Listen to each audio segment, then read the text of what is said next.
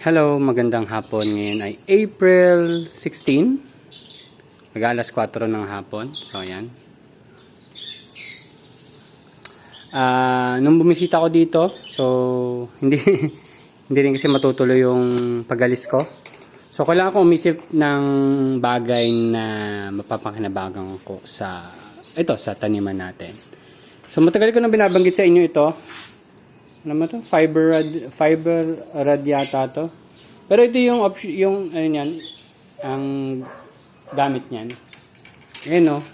Makikita niyo yung mga arc dun sa mga gardens, yan, nakatusok. Ayan. So, yan yung idea ko talaga idea ko dati kasi hindi ko pa ma-imagine kung paano ko siya igagawa. Yung pinakita ko dun sa inyo sa kabila, nakatusok sa paso na katulad nito, yung ganyang kalaking paso nakatusok. Pero kasi nung nakikita ko, hindi siya masyadong, kumbaga parang ganito na arc. Hindi talaga siya ganyan. Kasi nakatusok siya, pinupush niya yung lupa na pag ganun. Kaya medyo parang hindi maganda yung pagkakakurba niya. So ito, may nakita akong isang gamit ko dati sa pagmamashroom. Ito, nakita mo yan. Ito yan. Yung rack na yan, nakita ko to at una, tinusok ko muna siya dyan nang hindi pa kasama tong ito. Yang itong connector na to. Pero nung nakita kong gumagana naman siya, maganda rin yung arc niya. Wait lang, mahirap kasi pag isang kamay eh. Basta ganun yung mangyayari.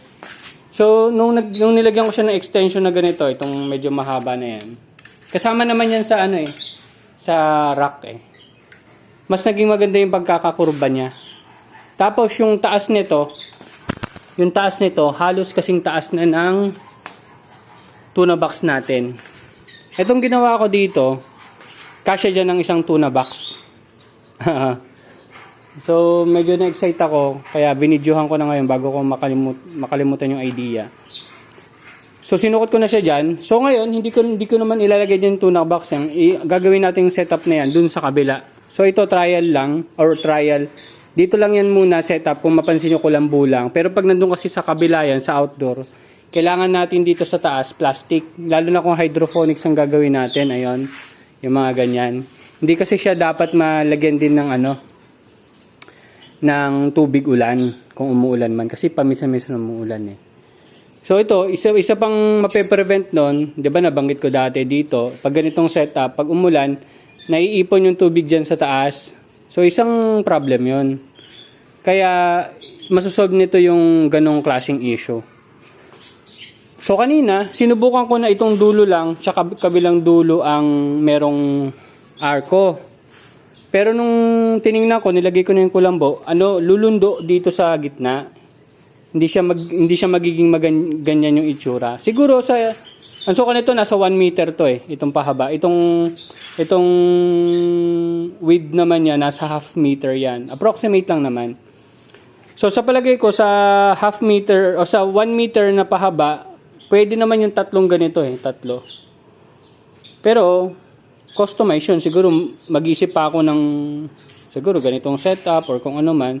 Pero kaya yung tatlo sa 1 meter. Pero dito sa setup na to, since nire-use lang naman natin yung meron tayo, kailangan ko ng 4. Mabibili mo naman to sa online. Ito, 5 pirasong ganito. Fiber rad yata tawag dito. 100 pesos lang. So, kung sa 100 pesos, sa isang tuna box, sabi mo tuna box, 350. 350 kasama na yung butas. Meron sa 450, sabi mo ng 500 pesos. Ay, hindi, wala ka pa palang ganito. Yung ganito. So, kung bibili ka naman ng ganito, 6 layer o 5 layers yata yan eh. Yan. Eh, ang kailangan mo lang naman yung 2 layer. So, kung bibili ka niyan, wala pang 150 yan. So, sabihin mo na 350 plus 100, 450 plus 150, 600. So, sa 600 pesos, may ganyang setup ka na. So, kung katulad ko ng problema mo ay ibon, hindi mo na kailangan magpagawa or mag-net ng ganito kalaki. Yan. Ganito lang yung setup mo. Net na lang bibili mo pala. Yung net nga pala, magkano ba to? Ang alam kong bili ko dito sa net, nasa 90 plus. Sabi mo ng 100 per meter. Baka gamitin mo dito 2 meters. So, 200. So, 600 plus 200, 800. Sa 800, makaka-setup ka na kaagad ng hydroponics mo. Yun lang. Gusto ko lang i-share sa inyo.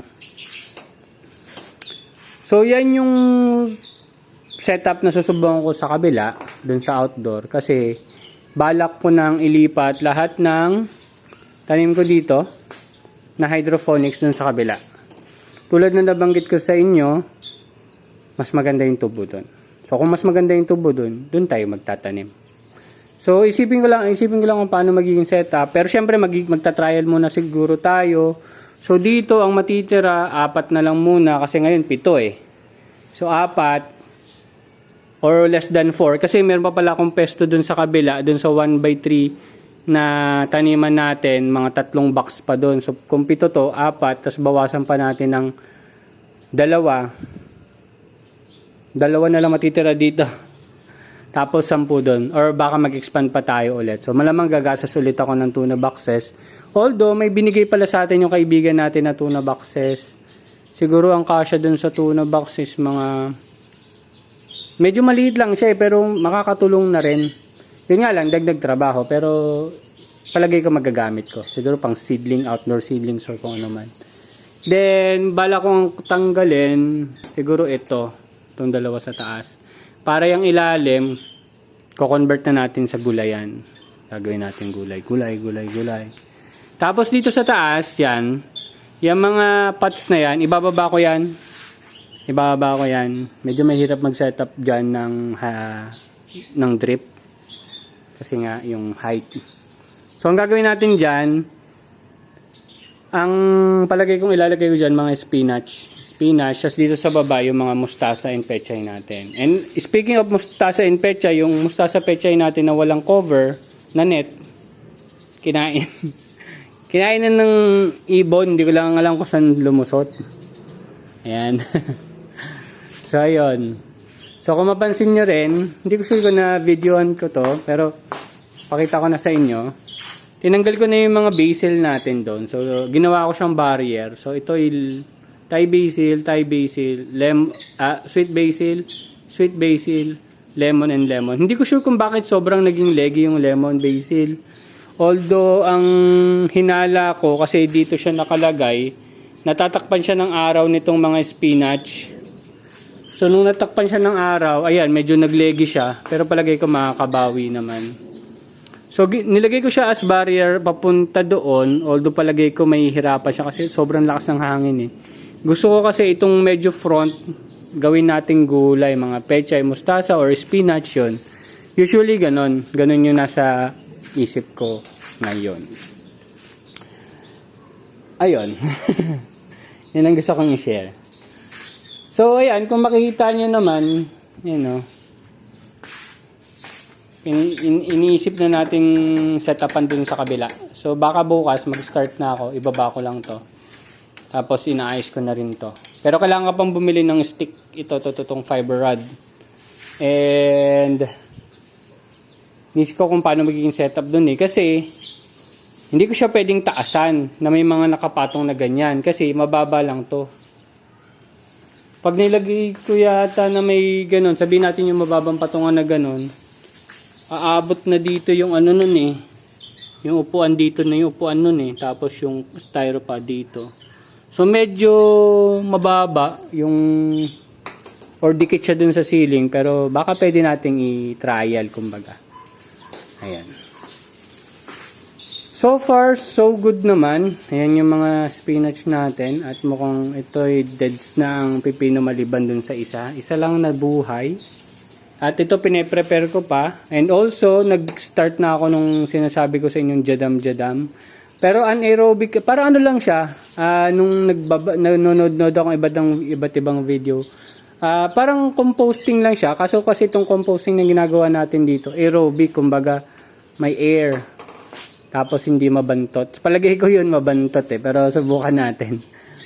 Ano siya, anaerobic setup siya yung jadam. Actually, yun din yata yung idea ng fermented fruit juice, fermented fish something, ganyan. Yun din yata yung idea nun. Ayun. Yun lang. Kasi nga, kaka-research ko. Pero kasi, yun lang. Yun palang nakaka-inspire kasi yung kwento ng jadam-jadam na yun. Pero, yun nga yung idea niya para mga fermented fruit juice, fermented fish oil. Fish oil ba yun? Yun, something. Ayun. So, generally, ito lang yung i-share ko. So, wala na. Yan din yung natin, onion bunching. Hindi ko sure kung lalaki yung onion bunching, pero sana mapatubo natin na maayos. Baka bukas or maya-maya, siguro i-transfer ko na pag wala akong ginagawa. I-direct ko na sa soil. Siguro tutubo na yun na maayos. Sana. Yun lang.